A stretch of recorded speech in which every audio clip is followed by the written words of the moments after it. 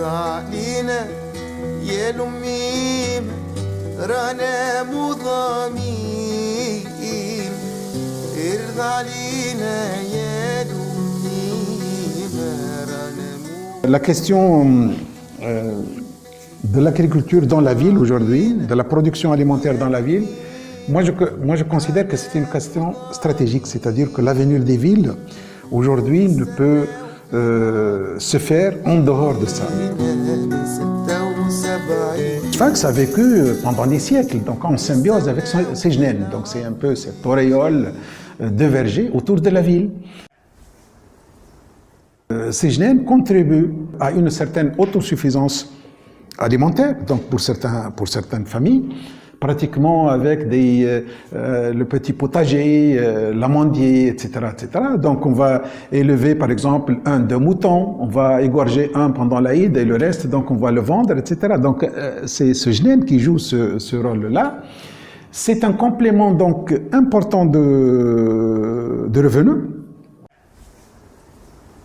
Ces zones-là peuvent être pas très loin du centre-ville, quasiment périurbain, à 9 ou 10 km du centre-ville, du côté de la route Mazechek, mais c'est en voie de disparition parce que ça devient de plus en plus construit maintenant. Et pratiquement, dans cette période-là, les Jnènes ont été morcelés, urbanisés, et ce, en dépit de l'existence de ce règlement d'urbanisme. C'est la municipalité. C'est-à-dire que la municipalité devait intégrer dans ses plans d'aménagement cette dimension agricole de la ville. Interdire peut-être l'urbanisation de ces terrains, essayer un peu d'adapter l'activité agricole au monde urbain, gérer un peu les conflits qui peuvent exister entre les producteurs et les résidents.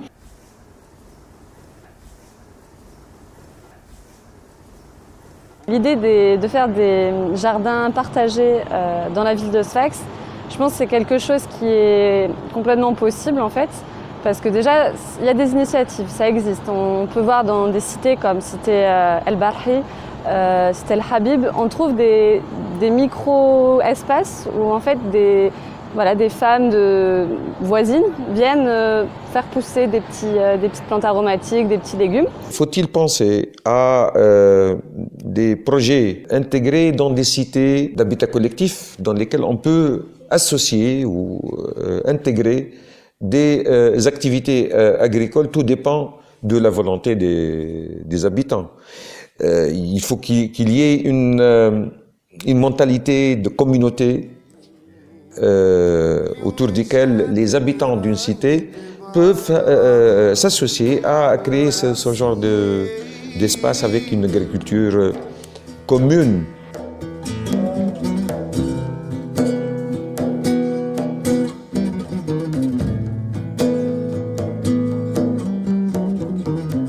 Il y a des gens qui vivent à Sfax et ils ne connaissent pas la mer, ils n'ont jamais vu la mer à Sfax.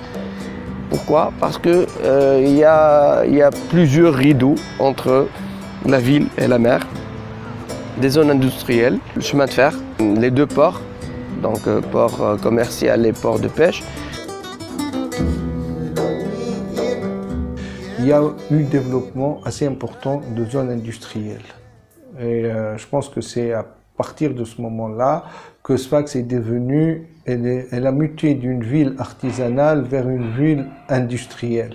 Depuis longtemps, Sfax elle joue un rôle économique très important parce que c'est une ville qui a commencé à mettre en place des petites unités, tout d'abord, de transformation surtout de l'huile, mais également de transformation des amandes à Sfax. Et vu sa position géographique intéressante, tout ce qui est conservation des produits de la mer. Il y a eu aussi de mauvaises décisions qui ont impacté d'une manière forte la ville.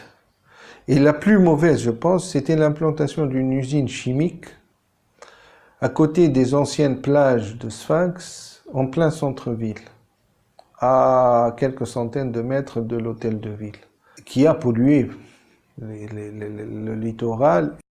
Historiquement, Sfax avait un rapport extraordinaire avec la mer. Nous étions des pêcheurs, donc première source de nourriture était la mer. Mais la qualité commence à diminuer, surtout qu'elles sont peut-être contaminées par les phosphates ou le pétrole. Mais vous savez tous que l'application des lois n'est pas toujours respectée. Il faut que l'État prenne en main tout ça et il faut appliquer la loi. On n'a pas le choix.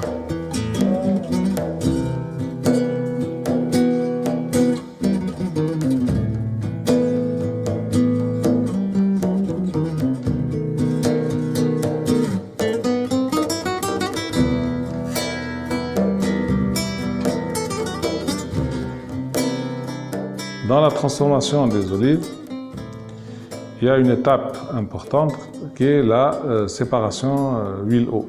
Et pour cela, on utilise un appareil qui s'appelle décanteur. On a installé un décanteur, donc deux faces, qui consomme pas d'eau, zéro. Ça nous a permis d'améliorer notre qualité. Le noyau est vendu comme combustible, on l'utilise nous-mêmes comme combustible. Et la pulpe est utilisée pour du compost. Et donc retourne à la terre. À notre échelle, on a réglé le problème comme ça. Et en créant une zone industrielle agroalimentaire à l'extérieur de la ville, c'était à 45 km ou 50 km de la ville, dans le périmètre rural, on pouvait mieux gérer les déchets avec une solution intégrée de gestion de déchets. Déjà, ça apporte des solutions dans les zones rurales, ça apporte du travail aux gens qui sont dans les zones rurales.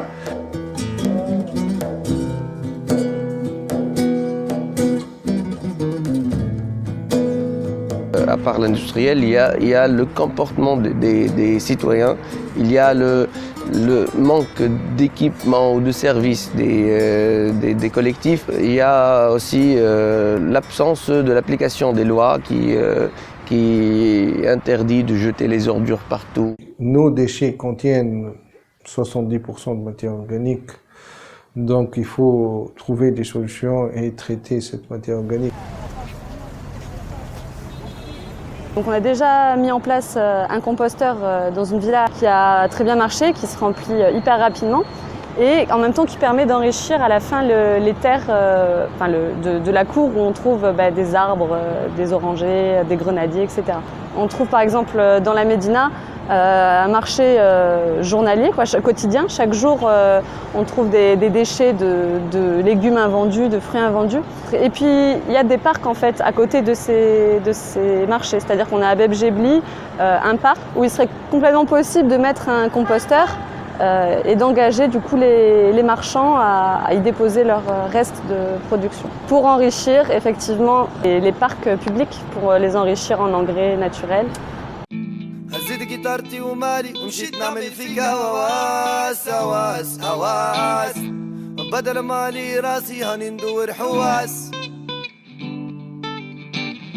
هزيت جيتارتي ومالي ومشيت نعمل فيك هواس هواس هواس بدل مالي راسي هاني ندور حواس. Les principales productions agricoles autour de Sfax. Bon, la principale qui est autour de Sfax, c'est l'olivier. Le choix a été fait parce que les conditions climatiques étaient rudes et qu'elles sont encore plus rudes maintenant. et pour trouver une culture qui puisse résister à ce manque d'eau dans les conditions pluviales. Mais le problème aujourd'hui, c'est que on développe l'oléiculture irriguée avec des espèces donc qu'on importe d'Espagne surtout, comme l'arbicane par exemple. Et l'irrigation dans la plaine de Sfax pose aujourd'hui un grand problème. Les ressources en eau à Sfax, c'est catastrophique. C'est le mot qui convient. On est en train d'épuiser la nappe phréatique. On est à 130 ou 135% d'utilisation des ressources. Le système qui a été mis en place pour pouvoir cultiver et produire de l'olive dans une zone où la pluviométrie est inférieure à 200 mm par an, une technique qui ressemble plutôt au dry farming australien, c'est-à-dire qu'on va empêcher toute compétition vis-à-vis de l'eau avec l'olivier. Donc, pas d'herbe, pas de plantes adventices, rien du tout. Le sol est clean et on le travaille tout le temps. Le revers de la médaille, c'est qu'il n'y a plus de production de biomasse. Et on arrive actuellement à un appauvrissement des sols assez important. On peut très bien faire de l'agroforesterie, déjà, c'est tout à fait possible. Et puis nous, on a un permaculteur dans la région de Monastir, c'est pas très loin, qui a hérité d'une oliveraie, d'ailleurs il s'appelle Oliveraie Permaculture sur Facebook. Il est en train de créer un jardin, un potager en permaculture. Il a son design, c'est-à-dire qu'il a créé ce qu'on appelle des guildes. Des guildes, c'est des compagnonnages de légumes qui fonctionnent avec l'olivier.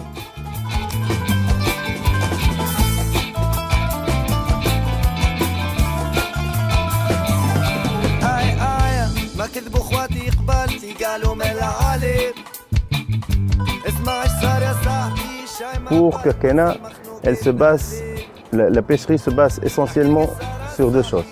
La première, ce sont les pêcheries traditionnelles. Donc on a les pêcheries fixes, par exemple les shrafi. C'est un circuit de palmes dont les poissons suivent jusqu'à une chambre de mort. Puis dans la chambre de mort, les poissons sont attrapés dans des nasses.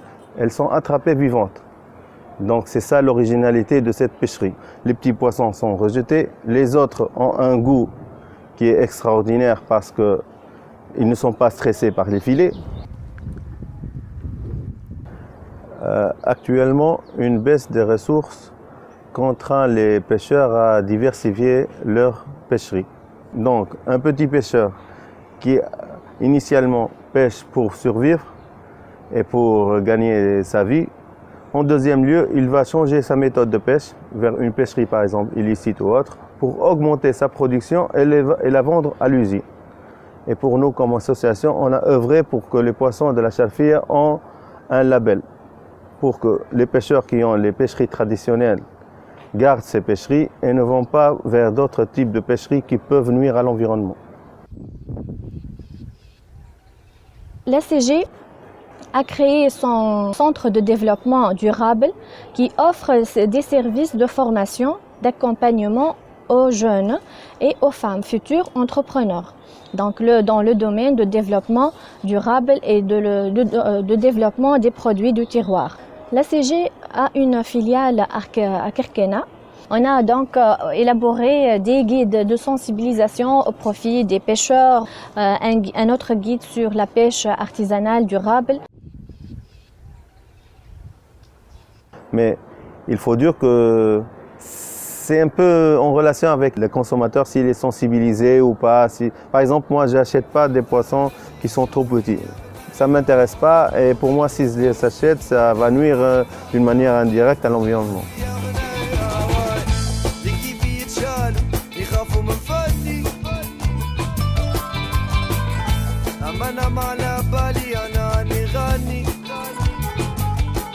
Sfax, sans être un peu chauvin, je vais dire que la cuisine sfaxienne est l'une des plus raffinées de Tunisie. Et Sfax, c'était une ville où les gens qui venaient surtout de l'extérieur, même de Tunis, ils te disent, voilà, à Sfax, on mange bien et pas cher. Je fais tout ce qui est fruits de mer, les crevettes, les palourdes, les sèches, les poulpes, tout ce qui sort de notre mer. Je le prépare avec un grand amour. Je fais le couscous au poulpe, ça se prépare avec les légumes, avec le pois chiche, avec pommes de terre. Donc quand on prépare le couscous, on fait une grande fête. On fait une poulpe entière, 2, 3, 4 kilos. Même les médecins qui viennent ici, qui voient les femmes âgées à 90 à 100 ans, ils demandent qu'est-ce qu'ils mangent. Ils mangent le grain d'orge et ils mangent le vinaigre nature. Donc pas de diabète, pas de maladie, avec le soleil, avec l'air, avec tout ça. Le poisson, on est gâtés à Kriana.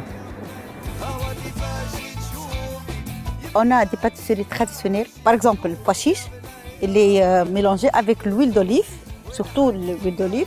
Et on fait une pâte, on fait une découpoire. On le met dans le plateau, entré dans le four. Il est très délicieux.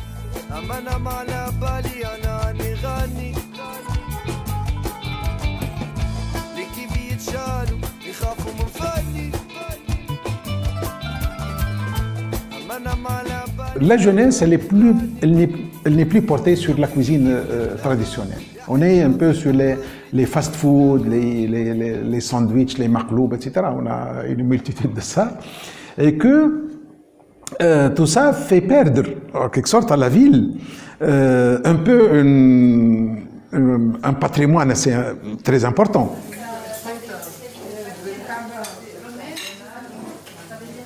Certainement, aujourd'hui à Sfax, il y a, comme dans d'autres villes, il y a une partie de la population qui aujourd'hui est menacée par une carence alimentaire. Une carence alimentaire parce que ça devient très cher. On le voit dans les souks, on le voit dans les marchés, les gens qui tournent dans les souks, etc., qui n'arrivent pas à acheter des choses parce que ça devient très cher. Je parle ici de la viande animale, etc., mais aussi au niveau des légumes. C'est de plus en plus, les légumes deviennent de plus en plus chers.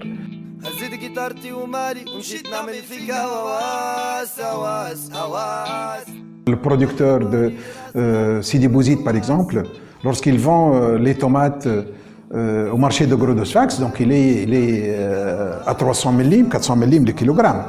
Donc lui, il sort du marché, il va les trouver à 1 dinar de 100. C'est-à-dire que ces prix sont multipliés par 2 ou par 3 parfois. Donc le producteur, dans toute cette chaîne, ne profite pas. Nous, on pense à mettre en place une épicerie où on vend directement aux consommateurs des paniers où tu trouves tout dedans et avec des prix qui répondent aux besoins de l'agriculteur, du producteur. Je trouve que c'est nécessaire de valoriser les produits locaux et ça va être aussi un moyen pour changer la mentalité de consommation pour la région, pour le consommateur tunisien. La majorité en Tunisie des agriculteurs sont des petits agriculteurs. 80% des agriculteurs en Tunisie sont des petits agriculteurs qui ont moins de 10 hectares.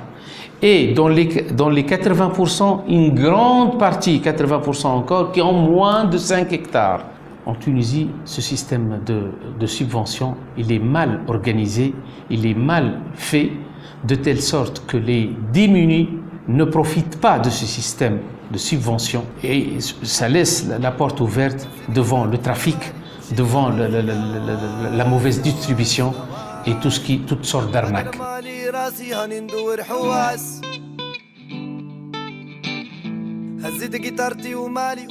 بالنسبة للدولة التونسية ليس هناك دعم مادي بالنسبة للفلاحين. فهمت؟ القطاع الفلاحي هو قطاع ثانوي بالنسبة للدولة. ومالغري سا جو ترافاي تما نخدم وحدي وما فماش تشجيعات بالنسبة للدولة. ليس هناك تشجيعات. Aujourd'hui, il y a des producteurs que s'ils n'arrivent pas à se regrouper, ils vont disparaître.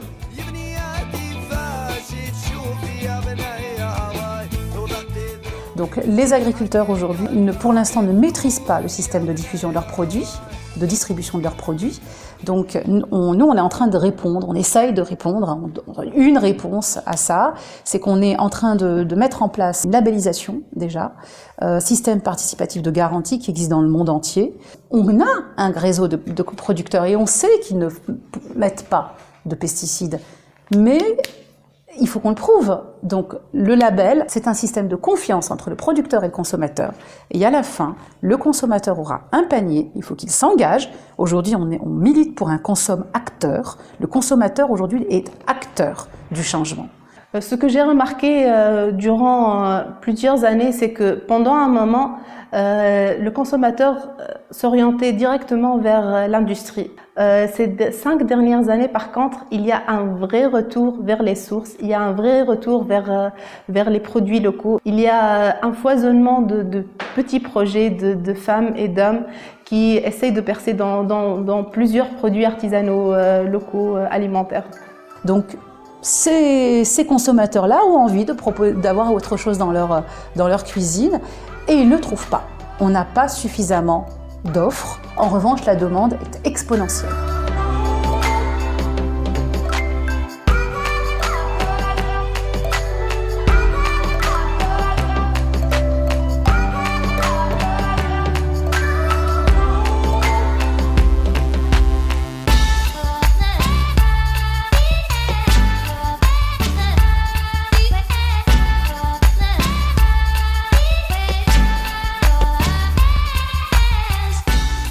Si je ferme les yeux et que j'imagine Sfax en 2040, on va dire, je vois une ville verte, je vois des murs végétaux, je vois des enfants courir dans des toits, chercher des patates, planter du persil. Je vois également des gens qui sont souriants, des espaces de divertissement écologiques. Donc je vois surtout de la verdure. C'est une nouvelle culture du rapport de la ville avec la campagne qu'on doit mettre en place. Dépasser un peu cette frontière entre ce qui est urbain et ce qui est rural. Sfax peut être autosuffisante sur certains produits aujourd'hui. Donc garder un peu cette activité agricole pour une raison aussi, dans une ville ou dans un pays où le problème numéro 1, le fléau, c'est le chômage aujourd'hui en Tunisie. C'est le chômage des jeunes, mais c'est le chômage en général. Et je crois que l'agriculture urbaine peut résorber pas mal de chômeurs. والله نشجعهم صحيح لازم شويه دعم الدوله عندهم حب للغرام بالنسبه للقطاع الفلاحي حب العمل يضحيوا يفو بيان ساكريفي بالنسبه للترافاي نتاعهم نشجعهم علاش لا فهمت خاطر هو الاقتصاد نتاع تونس ليكونومي اي بازي سي لاغريكولتور. Donc ma région de Sfax, je la vois dans 20-25 ans, complètement dépolluée, je rêve. Là où on voit la mer du Nouveau, une ville avec tolérante, qui aime tout le monde et que tout le monde aime venir vivre l'expérience à Sfax parce qu'il y a beaucoup d'expériences culinaires dans l'histoire, les techniques de pêche merveilleuses. J'habitais à Tunis, je cherchais des occasions pour revenir à Sfax, pour justement vivre cette vie agricole. La vie agricole, elle a beaucoup de sens. Voir un arbre être planté, être irrigué. Il faut faire comprendre aux enfants que ce qu'ils mangent le matin, ce qu'ils mangent à midi, d'où ça vient, leur expliquer qu'il y a un agriculteur qui est au bout de la chaîne et c'est grâce à lui qu'ils peuvent manger, qu'ils peuvent donc avoir cette diversité finalement au niveau de l'assiette. Nous travaillons beaucoup avec les écoles. Là-bas, nous sensibilisons ces enfants qu'ils doivent pas jeter leurs ordures partout. Nous plantons des arbres avec les enfants. Donc, tout ce que leur permet de leur rendre des bons citoyens quand ils grandissent. Nous incitons les étudiants ici à l'ISBS à créer leur propre entreprise. que ce soit dans le domaine agroalimentaire ou également dans le domaine de l'environnement. Mais ces jeunes-là qui voient un intérêt environnemental, écologique, mais aussi économique, on est en train de créer des nouveaux métiers. Mais les jeunes qui sont en train de s'installer sont vraiment dans des projets d'entrepreneuriat. D'ailleurs, nous, on attaque, si tout va bien, début 2020, un projet d'accompagnement de 50 microfermes en permaculture pour les jeunes chômeurs de 18-35 ans, dans toutes les régions. Ce pays, ce qui est bien en Tunisie, c'est que tout est possible aujourd'hui. Parce que là, on est en train de former des formateurs qui sont en contact direct dans tout le pays avec des agriculteurs et des jeunes qui ont des projets en agriculture. Et ça, c'est très intéressant parce que ça veut dire que le ministère de l'Agriculture et l'Agence de vulgarisation et de la formation agricole voient la permaculture, et nous le dit, comme une activité innovante. Maintenant, avec le nouveau président, Monsieur Kais Saïd, on espère que les lois soient respectées et appliquées par tout le monde. C'est le rôle des décideurs de projeter, de faire des plans d'aménagement. C'est quoi le plan d'aménagement? C'est d'imaginer comment sera notre ville dans quelques années et d'essayer de mettre ça sur le papier et de canaliser l'énergie et d'orienter vers ce qu'on veut. Donc là, il y a eu le nouveau code des collectivités locales qui, dans sa philosophie, donne plus de prérogatives aux collectivités locales, pas suffisamment à mon avis, mais avec énormément de méfiance.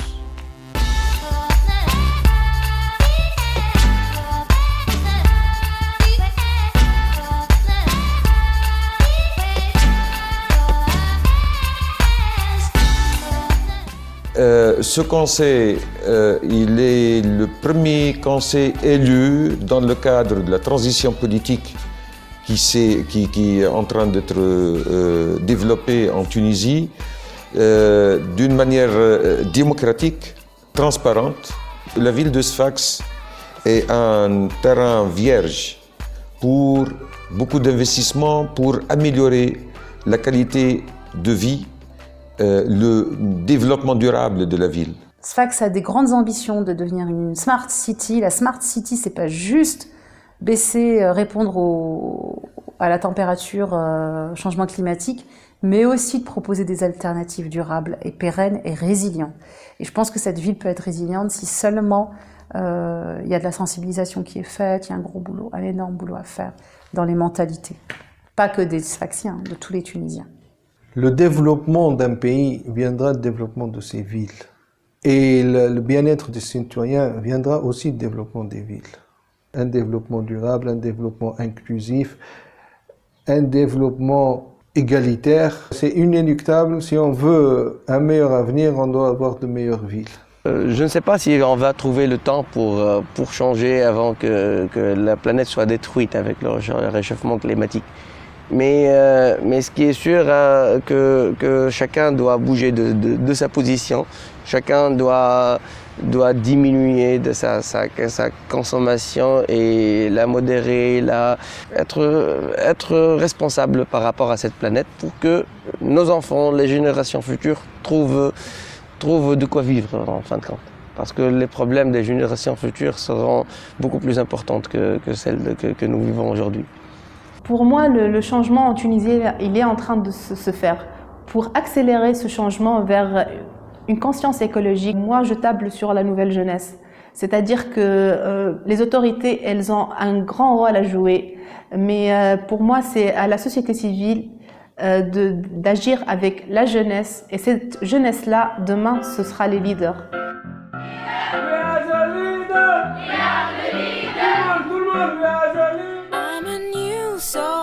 I came to this strange world hoping I could learn a bit about how to give and take. But since I came